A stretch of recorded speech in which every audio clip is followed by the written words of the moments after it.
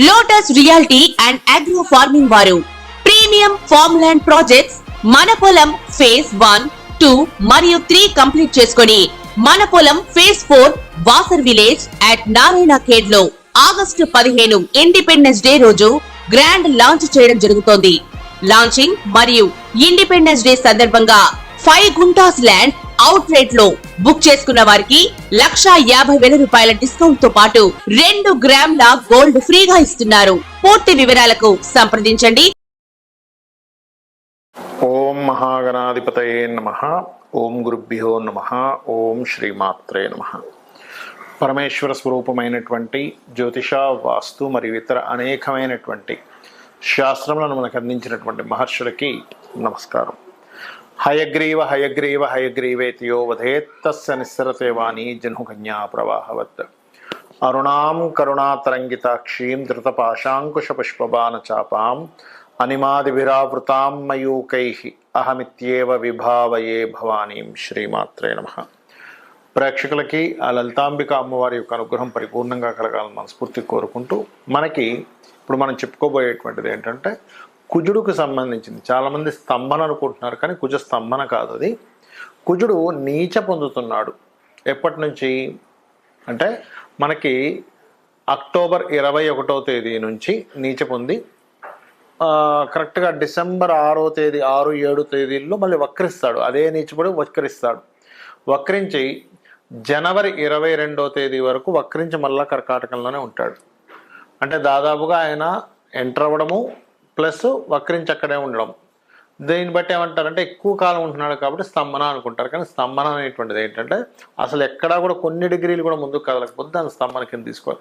Slow moment ఉంది కాబట్టి కొంతమంది స్తంభన అంటారు. బట్ అక్కడ ఇచ్చే ఫలితం చూడాలి. స్తంభించినా, వక్రించినా, నీచబడ్డా, అంటే ఒకవైపు నీచబడి ఉన్నాడు, వక్రించున్నాడు.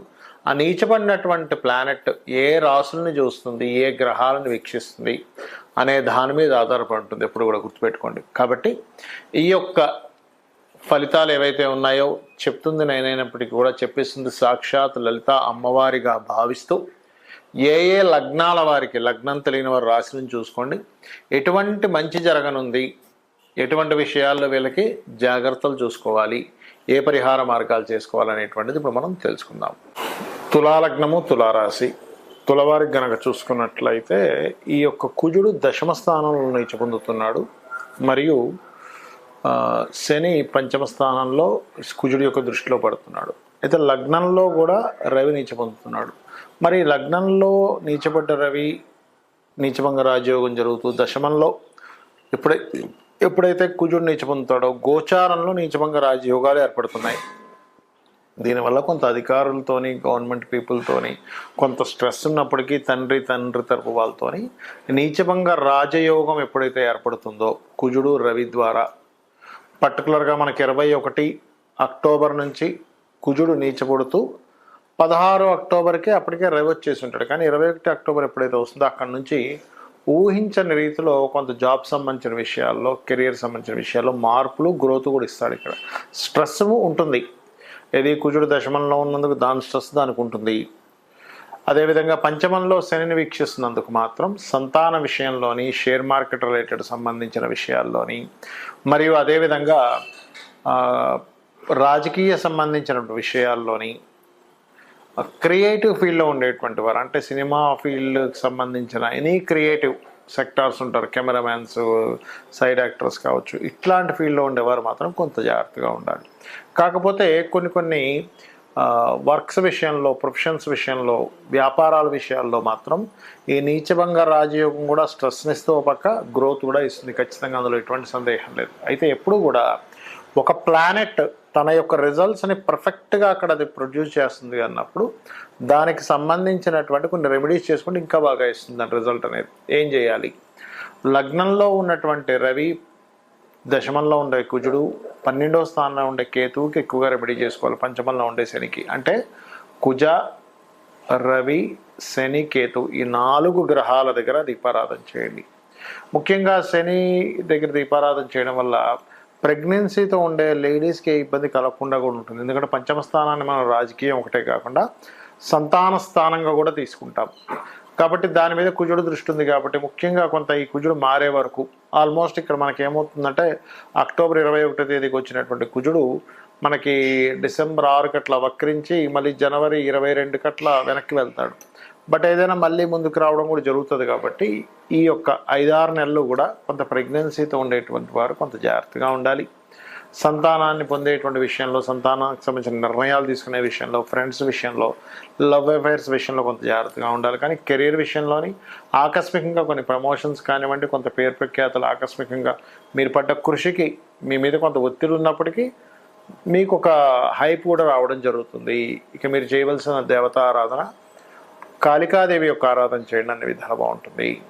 ఈ విషయాలు చెప్తుంది నేనప్పటికీ కూడా చెప్పిస్తున్న సాక్షాత్ లలిత అమ్మవారిగా భావిస్తూ ఇక్కడ ముందుగా మేషలగ్నం వారికి కనుక చూసుకున్నట్లయితే మేషం వారికి లగ్నాధిపతి నీచ పొందుతున్నాడు, గుర్తుపెట్టుకోండి. అంటే లగ్నాధిపతి నీచంలోకి వెళ్తున్నాడు, అది మరలా అక్కడి నుంచి శనిని వీక్షిస్తున్నాడు అన్నప్పుడు పర్టికులర్గా వీళ్ళకి దీంట్లో రవి ఎప్పుడైతే మనకి తులారాశిలోకి ఎంటర్ అవుతాడో రవికున్న ఫలితం ఏమిటి అంటే ప్రపంచవ్యాప్తంగా కానీ దేశవ్యాప్తంగా కానీ ఉండేటువంటి ఫలితాలు ఏమిటి, మీ లగ్నరీత్యా వచ్చేటువంటి ఫలితాలు ఏమిటి అంటే, ఒకటి మీ లగ్నాధిపతి ఎప్పుడైతే నీచ పొందుతున్నాడో ఇక్కడ మీరు జాగ్రత్త పడవలసిన అంశము పర్టికులర్గా వాహనాల మీద వెళ్ళేటప్పుడు, ఏదైనా భూములు కొనుగోలు చేసేటప్పుడు ఈ పర్టికులర్ టైంలో ఇందాక నేను మీకు చెప్పాను కదా అక్టోబర్ 21వ తేదీ నుంచి మనకి మధ్యలో మనకి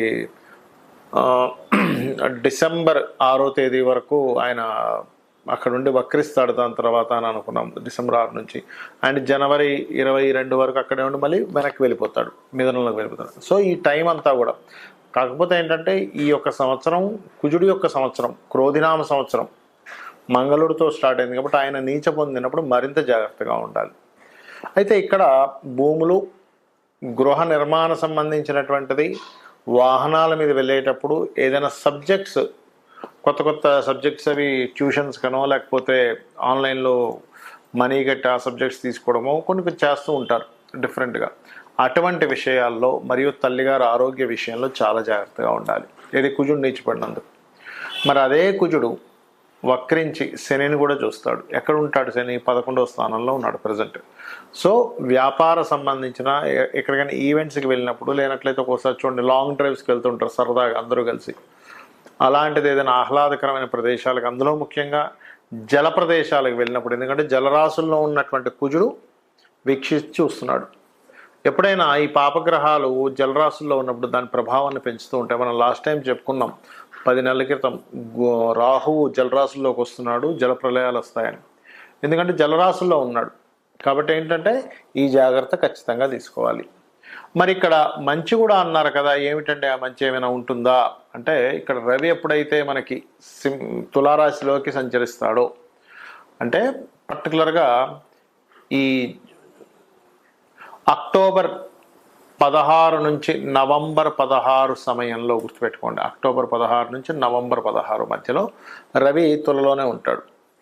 ఎప్పుడైతే తులారాశిలో ఉంటాడు రవి, ఆ సమయంలో ఈ కుజుడి యొక్క దృష్టి రవి మీద పడ్డందుకు పార్ట్నర్స్ వల్ల కానీ లేకపోతే జీవిత భాగస్వామి వల్ల కానీ ఒక గొడవలాగా జరిగి మళ్ళీ అది మంచిగా అంటే కొంత స్ట్రెస్ ఉంటుంది. ఆ పార్ట్నర్స్ బిజినెస్లు అండ్ అలాగే సంతాన సంబంధించినటువంటి విషయాలు, ఒక్కోసారి చూడండి అమ్మో సంతానం ఇంకా కలగరన్నారండి కానీ ఏంటో లక్కీగా అయింది అంటూ ఉంటాం. లేదా రాజకీయ సంబంధించిన, ఎందుకంటే పంచమాధిపతి నీచభంగ రాజ్యంలోకి వెళ్ళాడు అక్కడ. కాబట్టి మేషం వారికి సడన్గా ఏదో ఒక అంటే ప్రభుత్వం మీద ఏదో వ్యతిరేకత రావడం వల్ల మీరు దాని ద్వారా మీరు హైలైట్ అవ్వడము మేషం వారు పర్టికులర్గా ఇట్లాంటివి చూపిస్తున్నాయి. బికాజ్ ఆఫ్ పంచమం ఈ సంతానాన్ని, ఫ్రెండ్స్ని, మీ యొక్క ఆలోచన విధానాన్ని, మీ యొక్క ప్లానింగ్ని మరియు అదేవిధంగా రాజకీయ సంబంధించిన విషయాల్లో సడన్గా ఒక మిరాకిల్ లాగా జరిగేటువంటి యోగాన్ని ఇస్తాడు అక్కడ రవి. కాబట్టి ఈ జాగ్రత్తలు ఇవి తీసుకోవాలి. మరి రెమెడీ ఏం చేసుకోవాలి? కుజుడు శని గ్రహాల దగ్గర దీపారాధన చేయండి, వీలైతే రవిగ్రహం దగ్గర కూడా దీపారాధన చేయండి, గోవుకి బెల్లము క్యారెట్స్ తినిపించండి, అన్ని విధాలా బాగుంటుంది. ఇక మనము దేశవ్యాప్తంగా ప్రపంచవ్యాప్తంగా ఎటువంటి ఫలితాలు వస్తాయో కూడా తెలుసుకుందాం.